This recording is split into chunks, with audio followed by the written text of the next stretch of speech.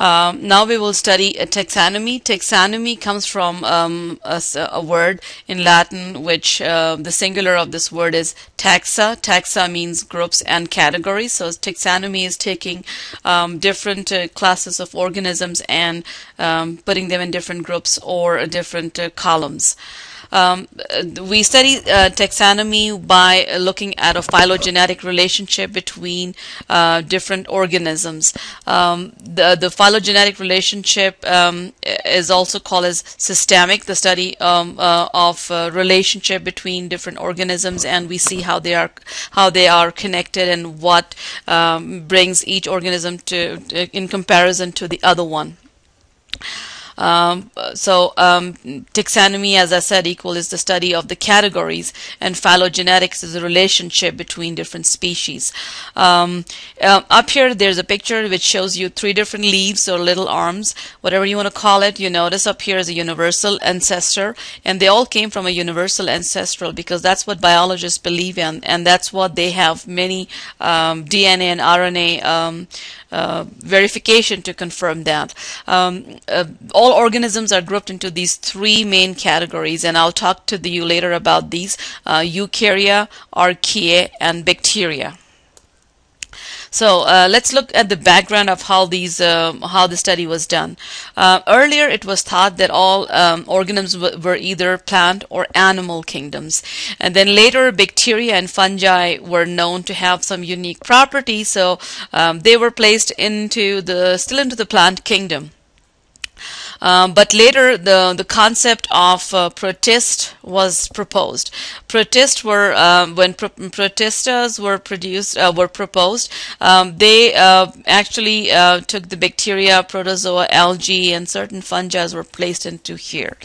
That did not stay very long, and then the term prokaryotes was introduced. Prokaryote means pro before. Karyos was a kernel or a nucleus is what they were referring to within a cell. So these were cells that did not have a nucleus, prokaryotes, and they did not have a nucleoplasm or any. So they have a cell in which everything is inside the cell, as compared to a eukaryotic cell where a nucleus was present. So a prokaryote is a more a precursor or an ancestral cell. And all organisms that had this prokaryotes were placed in one group, and that was protist. And by that time, fungi was also removed from the plant from this protist, and they was placed back into the plant kingdom. But fungi took a while to come back and forth, but it is considered to be a microbe, so that's why we're considering it. Later on, the prokaryotic cells were then divided into 2 main domains, and this is the taxonomy that we will be using, the Burgess Manual of Systemic Bacteriology, that categorizes all bacteria. All of them are divided into 2 groups: bacteria and the Archaea. The basis of this division was the study of RNA, or the ribosomal RNA, and that differentiated bacteria and the Archaea. And we'll talk more about what is bacteria and what is Archaea later on. So who did all this taxonomy and who did all the study? His name is Carl Vusse. He is the one who proposed the 3 domains: bacteria, Archaea, and the eukarya. Notice that the eukarya composes of protists, fungi, plants, and animals. Archaea are by themselves and bacteria are by themselves. So how are they similar and how are they different? Notice both Archaea and bacteria are prokaryotes. Eukaryotes are the eukaryotic cells, and the Archaea. They have bacteria cells. Cell wall has a very unique chemical which is called as peptoglycan. We will refer to that as PPG later on in a couple of lectures. Archaeas do not have PPG. And eukaryotes also do not have PPG. They have carbohydrates, and that's a very important reason for why antibiotics can only affect bacterial cells and not our own host cells when we get infected. Another important feature up here is the presence of the first amino acid, which was methionine for Archaea, and so forth was for the eukaryotes. And notice bacteria has a different one up here. And this was one of the reasons why Archaeas were actually thought to be closer to the eukaryotes. So we have our ancestral cells more closely resembling Archaeas.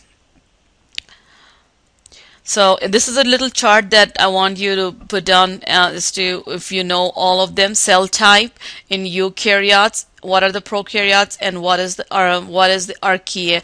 The cell types are usually multicellular cells in here. Prokaryotes are unicellular, and archaeas are also unicellular. Cell wall in prokaryotes, it's going to be PPG, no PPG, and animal cells do not have cell wall. Plant cells have cellulose, and fungi have something called as chitin. So there are different kinds of chemicals that are present in the cell wall. Organelles, yes.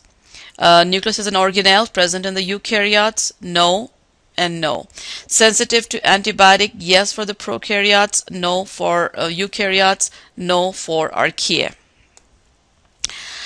So here is the chart that's from your book, the taxonomy of organisms. You can see that many species that have something in common are all put together as one species. This species are grouped together as a genus, for example, up here, E. coli, and then it will be grouped together in an order, then class, phylum, kingdom, and then eventually domain. So this is the order of how classification of any organism is taken place. When organisms are classified, whether they're plants or living, whether they're plants or animals, I meant, one of the reasons that we do that is based on the endosymbiotic theory. Endosymbiotic theory proposes that there were small little cells that were that mastered one thing. For example, one cell was very good in producing energy, and that was the mitochondrial cell, and one cell was good in producing carbohydrates, and those were chloroplasts, and these were eventually engulfed by a eukaryotic cell, and they remain a part of the eukaryotes. There are numerous kingdoms: protist, fungi, plant, and animals. Now, what are viruses? Viruses are also considered to be microbes, but they are not living.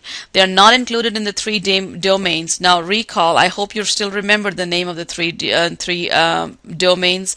We had the Archaea, the bacterial or the prokaryotes. Well, actually, I'm just going to write the bacteria. And then we have the eukaryotes. Eukarya. So these are the three domains, and they are not present in any of the three domains. Why? Because they do not reproduce by themselves. Viruses can only reproduce when they are present in a host cell. When they infect a host cell, then they start producing, but they do not reproduce when they're outside. So that's why sometimes they're also called as acellular. There are various virus species, and they have lots of different characteristics, which we will spend one chapter on that one too later on. Here are some images that are shown to you from viruses. How do we tell different microbes apart? It seems like if there are so many different kinds of microbes, especially bacterials, how do we tell them apart? The most important test that we do is the staining test. A staining test is a test in which we take a smear of a bacterial colony and we run it through this process of gram staining. In a gram stain, there are 4 steps. The first step is to add crystal violet, which is a dye which will go and stain the PPG of both the positive and the negative cells. Notice in the positive cells we have a thicker layer, and up here we have a thinner layer. So this will bind to this region. Then we add iodine too, which acts as a mordant, which means it traps the cells in the walls. It actually has an effect on the gram-positive and no effect on the gram-negative cells. Then the third step is to wash the excess crystal violet by alcohol. Now, in gram-positive cells, notice that the crystals will still remain in the cell wall, while in the other group of organisms, because it's not it's not attached to the wall, it is a weakened dye, and it comes out of it. So in this group of organisms, the dye did not stay. The next thing we do is we add a counter stain, which is called as saffirin. When we do that the counter stain is the one that stays in this group of microbes, and not in this group. So looking under the scope, gram-positive appear to be blue, and these appear to be pink. So the gram-negatives appear to be pink, gram-positives appear to be blue. And that's how Burgess' manual has classified all microbes. After staining, there are many other biochemical tests that will be studied during our lab section, which will tell us why different bacteria will grow on different types of media. Some will grow on carbohydrates, some grow on proteins.